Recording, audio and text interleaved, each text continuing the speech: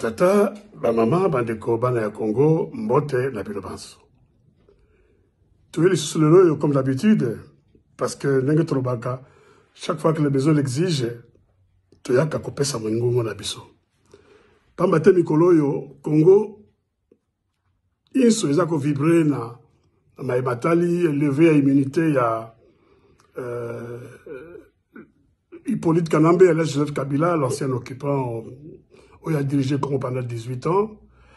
Et Toyoka qui démarche à la haute cour militaire, c'est comme ça qu'on appelle ça, haute cour militaire, Basengi levé à immunité naïe, parce que Baza qu'on accusé de crimes contre l'humanité, de crimes de guerre et de participation à un mouvement insurrectionnel.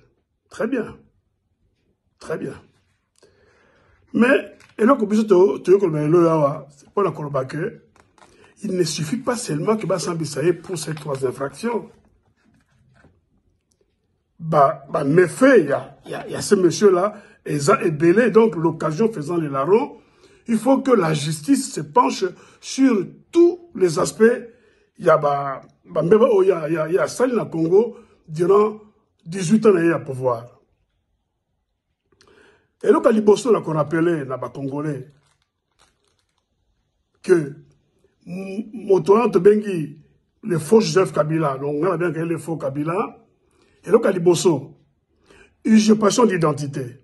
Il faut que la justice, et puis ça bison et yano, la Motuna Oyo, par quelle magie ce monsieur est passé de commandant Hippo, c'est-à-dire Hippolyte Kanambe, à Joseph Kabila. Il est entré au Congo comme étant commandant Hippo. Hippo qui vient de Hippolyte. N'engagez la langue Hippolyte a commis Joseph. Il faut que la justice nous éclaire là-dessus. Et puis, Motoana a côté dans le Congo comme rebelle, avec des armes. Il n'a jamais eu la nationalité congolaise. Imagine il n'a qui peut comme président, parce que pour comme président dans le Congo, il faut oser la nationalité. Eh bien, l'occasion peut s'améliorer biso pour tout mais éclaircissement dans l'énigme soana. Mais cela ne suffit pas. Donc, dès qu'on a vu tout à l'heure là, il a pris le pouvoir au Congo sans détenir la nationalité congolaise. Et là, comme Moussoussou, bien que c'est belé, mais je prends comme ça au hasard. Hein. Il faut tous un éclaircissement sur la mort de Auguste, comment il s'appelait encore Katumba Mwake. Voilà. Parce que nous avons appris que Katumba Mwake a été assassiné au Rwanda d'une balle sur le front par, semble-t-il, ce monsieur-là. Et puis, Bassali mascarade, de simuler accident, et dans la mascarade, je crois, l'autre là, Kamita Masamba, je crois qu'il était dedans aussi. Il y avait celui qui était le vice-gouverneur de la province de Sud Kivu, Marcelin Chichambo, et Bassamo Ebele. Tolingi peut cette affaire-là, et ça l'a tiré au clair. Tolingi peut pas faire sa précision sur la fosse commune Yamaluku, dans laquelle fosse sceptique on avait enterré 450 personnes, en compétition avec l'ancien gouverneur de la ville de Kinshasa, M. André Kimbuta. Nous voulons y voir clair. Les gars, Moussoussou, tripatouillage à l'élection, il y a 2018. Parce que tu as vu bien qu'en 2018, et le président, l'actuel président, M. Chilombo, ne l'a jamais nié. Il a avoué qu'il y avait un deal pour que lui devienne président. Donc, les trios, il y a le faux Kabila, Nanga, Nachilombo, ils ont foulé au pied la volonté du peuple congolais qui, à l'époque, avait jeté son dévolu sur Martin Fayulu. Parce qu'il voulait que le pays na Bango souverain primaire, d'ailleurs, souverain primaire, Mboka na Biso, Bapé Sabokonzi, la Martin Fayulu. Mais malheureusement, Basali, arrangement na Negna Baromi Satowana, et donc, Oyo Chilombo a Salaki, Rolo Ya Jouaki, et ça simplement, que la complicité était même corréité, c'est-à-dire que une participation importante sans laquelle la forfaiture n'aurait jamais eu lieu. Et donc, c'est là que Tshilombo tombe dans son propre piège d'avoir initié, d'une manière ou d'une autre, des actions judiciaires contre Kabila, mais Sotoche, Makamboyo, l'Ikona Messa, eh bien, Tshilombo lui-même tombe dans le piège parce que Yedazali bénéficiaire, numéro 1, il y a forfaiture, Wana. J'espère qu'on se fait comprendre. Donc, il faut tout soit éclaircissement. Makamboyo belé, assassinat, il y a l'homme des droits de l'homme, je ne sais plus comment il s'appelle, Namotole Fidel Bazana et tout ça, Rossi Mukendi, Kapangala, tous ces assassinats-là, eh bien, il est temps que la justice nous aide à relever la tête. Pendant très longtemps, eh bien, parce que nous sommes congolais par rapport à tout ce qui se passe au Congo. Un étranger vient prendre le pouvoir au Congo. Eh bien, maintenant, l'occasion nous est donnée pour tout le monde clair dans Makamboana. Pour une fois, nous demandons à la justice congolaise, et ça la sérieuse, et ça la Monsala, pour que tout tourne page, Naya Kanambe, à la Joseph Kabila, Naya Tshilombo, de manière à ce qu'un nouveau pouvoir prenne les affaires en main, que les Congolais respirent finalement l'air frais. Parce que pendant plusieurs années, eh bien, nous en avons eu là. Moi, jusqu'à la réalité. Mais toi, il y a que maintenant que le monsieur est traduit en justice, il est temps que la justice nous aide à relever la tête. Pendant très longtemps, eh bien, ils sont à Congolais, parce que nous sommes congolais par rapport à tout ce qui se passe au Congo. Un étranger vient prendre le pouvoir au Congo. Eh bien, maintenant, l'occasion nous est donnée pour tout le monde clair dans Makamboana. Pour une fois, nous demandons à la justice congolaise, et ça la sérieuse, et ça la Monsala, pour que tout tourne page, Naya Kanambe, à la Joseph Kabila, Naya Tshilombo, de manière à ce qu'un nouveau pouvoir prenne les affaires en main, que les Congolais respirent finalement l'air frais. Parce que pendant plusieurs années, eh bien, nous en avons eu là. Moi, jusqu'à la réalité. Mais toi, il y a que maintenant que le monsieur est traduit en justice, maintenant que son immunité a été levée, eh bien, le droit sera dit.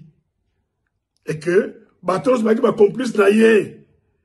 Et ça pendant 18 ans naïe à Rennes. N'a pas complice naïe. Il y a un tuage électoral en 2018, parce que moi, je ne sais pas, je ne suis pas juriste, mais je suis en train de penser, je dis, Tshilombo, qu'est-ce qu'on pourrait lui imputer comme infraction par rapport à ça? Usurpation des résultats électoraux, par exemple. Je ne sais pas si ça existe. Usurpation, il y a des résultats électoraux, parce que les vainqueurs de l'élection, c'est là qui Martin Fayulu, et c'est là qui y était. Donc, Totie Elikia, que justice en Boka Nabiso, et que ça la Mosala, na Nenge Logobani, Poete, Bana Congo, ne serait-ce que pour une fois, Totombo la Mito. Voilà. Minga Kobiate Pona Eloyo, Tozolanda, évolution à Makambu, les cas échéants, Toya Kozongawa, Potpeso Mingongo Balamusus. Maton de la Bilobans. Bana Congo, Pona combat. A balkanisation, Ikel effet, et ça n'angote. A occupation, et ça n'angote. Ah, nini danger, il y a annexion ya mboka. Ezeye nangote, bana Congo bola la pongi. Ngai na kobongisa makambo maso alors que aye sika pona koyebisa bimbe baba Nyamulenge, oh baze bandeko na bino. Ils sont là depuis des siècles. Alors que na sengi bato nga na sengi bango. Na senge ki yango na ba Ruberwa, na ba Nyarugabo. Na lobaki ba bimiselanga et alors maintenant na ko joindre Félix Tshisekedi na ba archive na nyonso ya présidence ba bimisela biso ba congolais un document officiel avec le nom Banyamulenge avant 1972. Félix a bimisé la biso document, bi bazali bande qu'on a biso depuis des générations. Ok. Mais a bimisé la Congolais, abi voilà le document de l'État. Un document officiel où le nom Banyamulenge est là. Namoni même ba Congolais belé ba kei ndenge na sengaki na tervuren ba kei na ba musée na ba librairie ya Belgique. Baké ko retrouver, ko ressortir liste complète ya ba belge ou ba salaki ya ba ethnios ya Congo. Bango musu ba ebele ba komelinga papa honoré, vous avez raison, nulle part le nom Banyamulenge existe. Nabi mes enfants, vous remontez na 1960. Bo tourne langai bango ba pesa na bo monter na bango ti même 72. Soki bazei na nini na kombo Banyamulenge na pesi kombo ya Congo ya Mwanya Rwanda oyo a inventaki le nom Banyamulenge. Félix soki aze na ba service. Soki aze na intérêt ya mboka mbele a ordonné ba enquête pour dire eloko oyo boye nini kulutu na biso tata na biso alobi wana bino ba service mekana no ko vérifier est-ce que c'est ya solo ou pas, est-ce que a tout yango, parce que je les mets au défi ya ze na ba service ba prouver le contraire. Que c'est que Mbanda zeko yebi sapon na mboka ezai lokuta. Ako bimakaka ha bandoki ya mboka abatuas abanda yango kala. Azeko sala nini négociation en cours avec Kabila dès que soki na lobi mobutiste wana bazeko luka ko distraire après et ekobima. Et il est arrivé ne siko batia ka mosapite. Oya lobby kuna zakino ko négocier bonga nae, mais oyo boye eze problème ya mabele na biso nga kotika ete pe congolais moka kotika ete azal de kona biso, nous devons quoi na bi, nous devons le ceinturer, le plaquer au sol kotika ya kende libosote parce que azal liberté ka nini bozo mono Félix n'est pas libre ase ko menacer ba ministre. Ba ministre bazo sala bango pression, mais motu oya zo sala e pression zena kingakati. Pourquoi qu'on menace ete? Parce qu'il ne peut pas. Motu oya zali na se ya makolonae. Azali ko bloquer misala nyonso oya zeko sala. Soki amoni moto e boye que abandi ko passer par dessus pour que nini aye baba makambo ba éliminer. Asomonate. Mais koko melaye moko. Ya kanisi ke bazo éliminer kaka tout autour, mais lobby e koko melaye. Nazo souhaité te me aye ba ke soki atikali be kiboba, lobby e koko melaye. Parce que ba Rwandais ba ye baze na pitié te, soki ba yoki ba ndeko na bango moko ba Rwandais o bazali na Kigali, ba bomi ba utu, ba bomi même ba tutsi mosusu. On a quoi atteindre l'objectif na bango ba koya ndeko yoki la biso ba congolais mawa. Yangwana na lobi bandeko nanga ya ba congolais oyo bazala ki pe bazé ba fanatique ya Félix na yoki dans la salle et bere ba telemela ki est déjà tête ondimi makambo ya nini ya caméra te tête ondimi makambo ya ba Banyamulenge te. Ça montre que au-delà il y a qui fanatisme, vous êtes d'abord des Congolais. Mes frères du Kassai, bozali d'abord ba Congolais. Mabele abino eze mabele nangai. Mabele nangai eze mabele nabino. Nous sommes Congolais unis par le sang. Lien nabiso ba Congolais c'est le lien du sang. Comme tozo yemba ngona hymne national nabiso. Tozali unis par le sang et par le sort. Donc il faut lelo yoboye total un individu Félix T. On ne peut rien attendre de lui.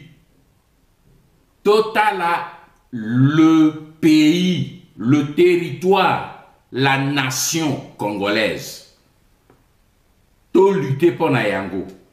C'est le moment où binomoko vous comprendre que Toti Kana no ba combat politique parce qu'il ne s'agit pas du politique, mais Tomi réunir ensemble pour tout tele mabo motu moko pour tout tele mela ba paya ba koti na mboka tokolonga bango kaka soki biso peuple totelemi armée, c'est-à-dire ba soda na biso ya ba congolais bazé na kati ya armée bazali ebele ba telemi pe bazé na nguya ebele ba bami ko telema, ba policier ba telemi, ba qui a service de sécurité ba telemi, ya demiap ba telemi pe biso banso to kende po to sikola mboka na biso. Voilà mon souhait que mbula oyo toko mana dynamique wana, et je suis convaincu les événements vont nous amener dans cette dynamique. Que Dieu vous bénisse.